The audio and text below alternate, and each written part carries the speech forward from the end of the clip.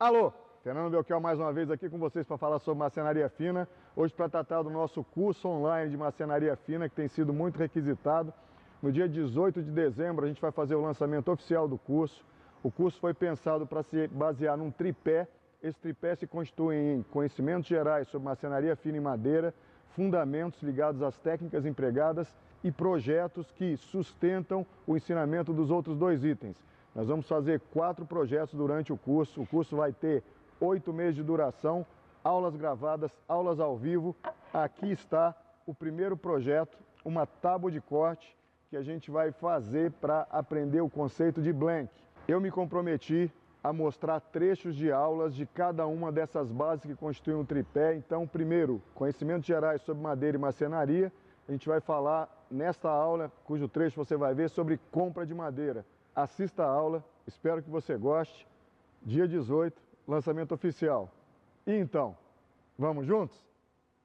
Agora que a gente já falou bastante sobre madeira, né, sobre o que ela é, você está entendendo como é que ela se comporta em relação à umidade, quais as madeiras boas para você fazer móveis, quais as madeiras boas para aplicações externas, você tem que saber como comprar madeira. E é fundamental você aprender isso direitinho, porque um projeto bom começa na matéria-prima. A matéria-prima tem que ser de primeira qualidade, não pode falhar, né? Porque senão seu projeto já começa torto. Então, você vai comprar madeira, vamos levar o que precisa. Provavelmente você está pensando que o que precisa é dinheiro ou cartão de crédito, né? Bem, também, mas você precisa de muito mais, né? Na realidade, tem uma listinha de coisas e a gente vai falar de cada uma delas, certo? É essa parafernália aqui. Você vai comprar madeira, você tem que levar isso aqui. Primeiro, se você não está habituado a comprar madeira, não conhece bem a madeira ainda, as espécies de madeira, procure um exemplo, uma amostra da madeira que você vai comprar ou das madeiras que você quer comprar e leve com você para comparação. Infelizmente, existem madeireiras que enganam os clientes vendendo uma espécie no lugar da outra, tá? Então, infelizmente a gente tem que se proteger contra esse comportamento, se você não está habituado a comprar madeira, ainda não está conhecedor das espécies que você deseja comprar, leve uma amostra, procure a amostra com algum amigo, algum conhecido seu, com algum marceneiro que você conheça, para você levar uma amostra e comparar, certo? Então, primeiro, as amostras para você comparar se você não é conhecedor de madeira ainda. Segunda coisa indispensável, medidor de umidade. Pode parecer uma bobagem, tá? Pouca gente dá atenção, mas isso faz uma diferença absurda. Porque se você comprar madeira que não está na umidade adequada, você vai ter que esperar um tempo até poder usar. Ou então você vai fazer uma peça para daí a um tempo, ela está trincada, aparecendo folga, torcida, vai ser um inferno. Então, medidor de umidade indispensável. Você vai precisar também de uma trena para você poder medir as peças, inclusive por quê? Porque parte das madeiras ou parte das madeireiras vem de madeira em metro cúbico, outra parte vem de metro linear. Então, você deve levar uma trena para você verificar as dimensões das pranchas, porque quando as pranchas são marcadas num determinado momento, elas podem estar com uma dimensão. Ao longo do tempo, com a perda d'água, elas podem diminuir. E aí você tem que conferir porque a prancha pode estar com uma medida menor e, consequentemente, na hora de você comprar, você precisa recalcular o volume de madeira e dizer para o vendedor, olha, eu estou comprando X metros cúbicos e não Y como estava marcando aqui. Você tem que me calcular o preço correto dessa peça, porque as dimensões são essas. Então, levar uma trena é fundamental. Giz. Muitas madeireiras têm pedaços de giz, mas pode ser que você vá para uma madeireira e eles não tenham. Para que a gente deve levar o giz? Para você fazer marcação das peças, porque muitas vezes você está comprando madeira para um projeto específico, né? Ou para um conjunto de projetos específico, não é uma compra genérica, né? Ainda mais nos dias de hoje, em que a madeira tem os preços subindo continuamente, a gente precisa acertar muito na hora de comprar. Então você leva o giz para você mapear os componentes daquele projeto que você vai executar dentro das peças. Isso te ajuda a comprar o menor volume necessário para você atender ao projeto. Então, giz para fazer a marcação. Escova de aço. Por que a gente precisa levar uma escova de aço? Muitas vezes você quer fazer um projeto em que a estética tem um valor fundamental. Isso acontece na imensa maioria das peças de marcenaria. a imensa maioria das peças de mobiliário. Então você precisa ter uma ideia de como é que está a cara daquela prancha, o que tem ali por baixo. E muitas vezes a prancha está suja ou está oxidada, né? E aí você leva uma escova de aço e dá uma boa escovada nas regiões que você quiser olhar da madeira, certo? Para ver como é que está a cara dela. Na mesma linha, a gente deve levar uma planinha, tá? Uma planinha, se você não tiver uma pequena, levar uma maior ou levar uma raspilha, tanto faz, porque às vezes você quer ver como é que está mais por dentro, como é que está um pedaço da tua prancha. E aí você pede licença ao pessoal da madeireira, fala, posso dar uma descabelada aqui, dar uma coçadinha na madeira para ver a cara? E aí, tendo uma raspilha ou tendo uma planinha ou uma plana, você dá uma limpezinha para ver como é que está o desenho da madeira naquela região, certo? Além disso, dois pedacinhos de MDF que tem um lado desempenado e o outro também, tá? Para a gente verificar torção da prancha, mas a gente já vai mostrar como usar esses caras aqui na prática já. Perfeito? Muito bem. Agora que a gente falou dessa pequena parafernália que você tem que levar para comprar a prancha, vamos falar do processo de forma mais genérica, vendo também a questão do dinheiro e falar sobre a escolha de cada prancha especificamente. Agora que você já viu todo esse arsenal que você tem que levar para fazer compra de prancha, vamos falar de como comprar a prancha, certo? E abordar os vários aspectos dessa operação, né? Primeiro, sob a ótica do tipo de comercialização, o sistema que as madeireiras usam para vender as pranchas. Existem dois sistemas, bica corrida ou então por escolha, tá? Na bica corrida, você chega na madeireira e diz, me vê 10 pranchas. Os caras descem 10 pranchas, não importa como eles estejam, e você vai levar aquelas 10 pranchas. Você não tem direito de reclamar, certo? É lógico que o preço nesse sistema é mais baixo, tá? Só que eu só faria compra de madeira em bica corrida se fosse para fazer churrasco. Não faça isso, não é bom para os negócios. Então, use o segundo sistema, que é o sistema por escolha. Você chega na madeireira, você pede para ir descendo as pranchas e você vai selecionando. E você deve gastar nessa operação o tempo que for necessário para fazer uma boa compra, certo? Você está pagando pelas pranchas, você tem o direito de fazer isso, dado que a madeireira te diz qual é o sistema de escolha, certo? Então, gaste o tempo que for necessário. Não é incomum a gente gastar meia hora, uma hora e escolher uma prancha. Isso acontece. Às vezes você está procurando uma prancha muito boa, certo? Ou então, o que tem de prancha sendo oferecida está muito ruim, está difícil escolher. Então, gaste o tempo, mas só compre material bom. Não faça concessões, porque depois, se você fizer concessão, você vai pagar um preço por isso. Então, sistema de escolha, bica corrida ou por escolha, vá pela escolha, não vá por bica corrida. Segundo, com relação a preço, as madeiras são normalmente comercializadas usando como unidade de venda metro cúbico, certo? Então, o preço é por metro cúbico. Como é que você descobre quanto custa uma prancha? Você vai pegar aquela trena que eu falei para você levar, você vai medir a largura, vai medir o comprimento e vai medir a espessura. E vai multiplicar essas três coisas, tudo convertido em metro. Então, por exemplo, cheguei aqui nessa prancha, 23 centímetros, ou seja, 0,23 metros. Medi aqui o comprimento e deu 2 metros e 28 centímetros, ou seja, 2,28. Medi aqui a espessura, 4 centímetros, então 0,04 metros. Então você vai multiplicar 0,04 por 0,23 por 2,28. Isso vai dar um número, certo? Esse número é quanto em metros cúbicos que é o volume dessa prancha. Aí você vai pegar este volume e você vai multiplicar pelo preço que a madeireira cobra por metro cúbico, certo? É importante dizer que, em geral, o preço por metro cúbico não é o mesmo para qualquer largura de prancha e às vezes também varia com relação à espessura. Então, normalmente, até 29 centímetros é um preço, de 30 centímetros a 50 é outro preço, acima de 50 centímetros de largura é outro preço e assim por diante. Então, existem faixas de preço de acordo com as faixas de largura. Às vezes também isso acontece em relação à espessura. Não é muito comum, mas pode acontecer, certo? Outras madeireiras vendem madeira por metro linear, certo? Então, o metro linear custa X reais. Cuidado com essa forma de venda, especialmente se for por prancha. Por quê? Porque ele vai cobrar um total por metro linear, tanto faz se a prancha tiver 15 centímetros, 20 centímetros, 30 centímetros, certo? Então, se o sistema de venda for esse, você deve comprar as pranchas mais largas, já que o preço por metro linear é o mesmo. E para você poder comparar quanto é que está esse preço em relação ao preço por metro cúbico, o que você vai fazer?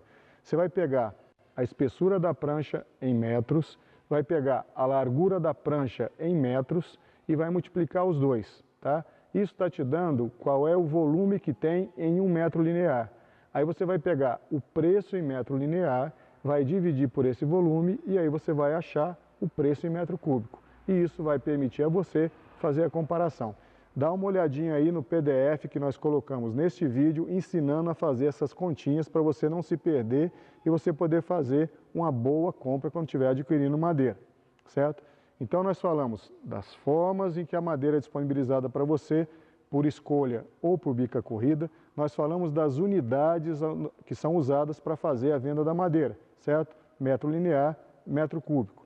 Agora vamos falar da prancha especificamente. Como é que você vai selecionar a prancha? Bem, a madeireira colocou à sua disposição várias pranchas, você pegou o medidor de umidade, espetou lá, achou aquelas que estão com a umidade adequada, né? Nós já havíamos falado disso, procurar comprar pranchas abaixo de 12% de umidade, desejavelmente entre 8% e 12%, mas sempre abaixo de 12% de umidade. E aí, você selecionou as pranchas que estão com umidade boa, legal. O que você vai fazer? Você vai primeiro procurar singularidades na tua prancha. O que são singularidades? São coisas que não deveriam estar lá. Por exemplo, furos de cupim, furos de broca, nós podres, rachaduras, tudo o que é uma desuniformidade, na massa da prancha e que pode resultar num material de baixa qualidade, um material estragado ou um material no qual você vai perder massa da prancha. Vamos ver, por exemplo, o caso dessa prancha aqui, certo? Nessa região, essa prancha tem uma área aqui de nó podre, certo? Mais para cá, nós temos aqui, a prancha sofreu 2 pancadas, certo? Então aqui outra singularidade, outra coisa ruim, outro defeito na prancha que pode causar perda de massa. Nessa outra ponta aqui, nós temos rachaduras, certo? Então, uma prancha como essa é uma prancha a ser, se possível, evitada, né? Ou então, que eu leve em conta esses defeitos na hora de eu fazer a localização das peças aqui dentro da prancha, né? Pode ser que eu consiga distribuir as minhas peças aqui, fugindo desses defeitos e conseguindo um bom aproveitamento, né? Então, primeira coisa, né? Você já olhou a umidade da madeira, você sabe que a espécie está correta, né? A umidade também. Aí você vai procurar esses defeitos, né? Essas coisas, esses defeitos localizados, né? Que podem inviabilizar o uso daquela prancha. Agora que a gente já falou sobre as singularidades, ou seja, aqueles defeitos localizados, os nós podres, furo de broca, furo de cupim, rachadura, esse tipo de coisa, a gente tem que falar também dos defeitos de forma, que são 4. Por que eles são um problema? Eles são um problema porque eles sempre representam perda de material. Você vai ter que trabalhar a mais, então você vai perder trabalho e você vai perder medidas da prancha para eliminar esses defeitos, certo? Quais são esses defeitos de forma? Primeiro, a sela. Segundo, a canoa. Terceiro, a torção. E quarto, o arco. Agora a gente vai mostrar cada um deles. O primeiro dos defeitos de forma que você tem que verificar é a sela. O que é a sela? Quando a prancha está torcida, está fazendo aquele sorriso assim, ó, no sentido do comprimento, né? Como é que a gente verifica isso? Você põe a prancha deitada nessa posição, a gente chama de cutelo. Você põe a prancha de cutelo e aí você olha no sentido do comprimento da prancha, que nem vocês estão fazendo aí através da câmera. Dá para ver que por aqui, ó, se você olhar mais ou menos por aqui, tem um cotovelo, certo? Então essa prancha está selada. Ela está com a curva no sentido do comprimento. Como é que você lida com a sela? Se você vai precisar de todo o comprimento da prancha e ela estiver selada, vai ser um pouco difícil você lidar com isso, porque você vai perder muito material até você desempenar tudo, né? Você pode lidar com a sela se você tiver comprimentos menores, de tal forma que o efeito da sela seja minimizado, porque você vai fazer cortes de peças menores. No caso da nossa prancha aqui, que tem um cotovelo nessa região, se eu tiver peças com pedaços que caibam nesses dois trechos, a minha perda vai ser pequena. Se eu tiver que usar a prancha toda, eu vou ter uma perda muito grande por conta desse cotovelo aqui. Então, primeiro defeito de forma, a sela, que é a curvatura no sentido longitudinal, no sentido do comprimento da prancha. Do mesmo jeito que a gente tem a sela, que é a boca no comprimento da prancha, a gente tem a canoa, que é a boca na largura da prancha, certo? Como é que a gente verifica se a nossa prancha está encanoada ou não? Você pode fazer o mesmo processo de olhar de lado, como nós fizemos com a sela, colocando a peça de cutelo, tá? Ou você pode pegar uma barrinha retificada, né, com a superfície plana e fazer o que a câmera está mostrando aí. Você vai colocar a barrinha em cima da prancha e ver se tem espaço entre a barrinha e a prancha.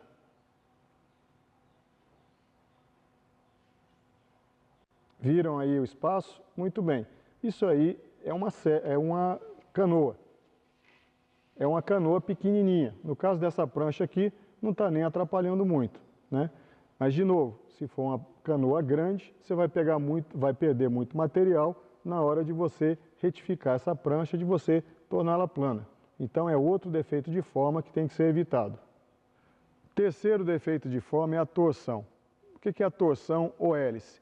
É quando você pega a prancha no sentido do comprimento dela, no sentido longitudinal, e ela vai fazendo assim, ó. Ela está torcida mesmo, né? Como se ela tivesse sido enrolada em torno do eixo. Como é que a gente descobre se ela está torcida e quanto ela está torcida?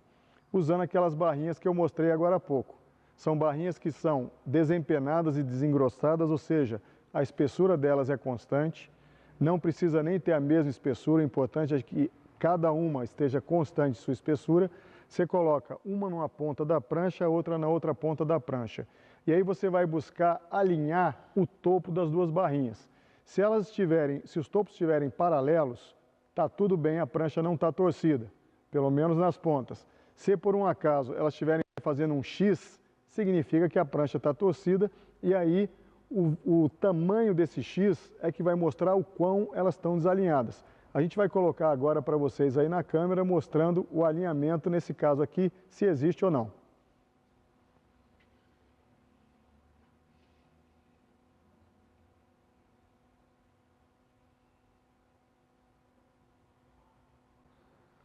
Como você pode ver, nesse lado aqui, ó, ou seja, no seu lado esquerdo, nesta barra aqui, você vai ver a barra aparecendo, certo? Coisa que não deveria acontecer. Significa que o lado esquerdo da prancha naquela ponta está mais baixo do que o lado esquerdo nesse ponto aqui. Ou o contrário, né? Esse aqui está mais alto. Então, a gente tem uma torção na prancha. E o que a gente usa para revelar essa torção e ver o tamanho dela, como eu disse, são as barrinhas. Por fim, o quarto e último defeito de forma, que é o arco. Ou seja, como é que você vê o arco? O arco acontece quando você coloca a peça assim de pé, de cutelo, sobre uma das duas espessuras, e aí você vê o sorriso ou a boca para baixo, né? Nesse caso aqui, por exemplo, a gente colocou a peça de cutelo, as duas pontas estão apoiadas, encostando na bancada, e olha o que acontece aqui no meio, ó. Tem um espaço aqui. Esse espaço aqui é o chamado arco.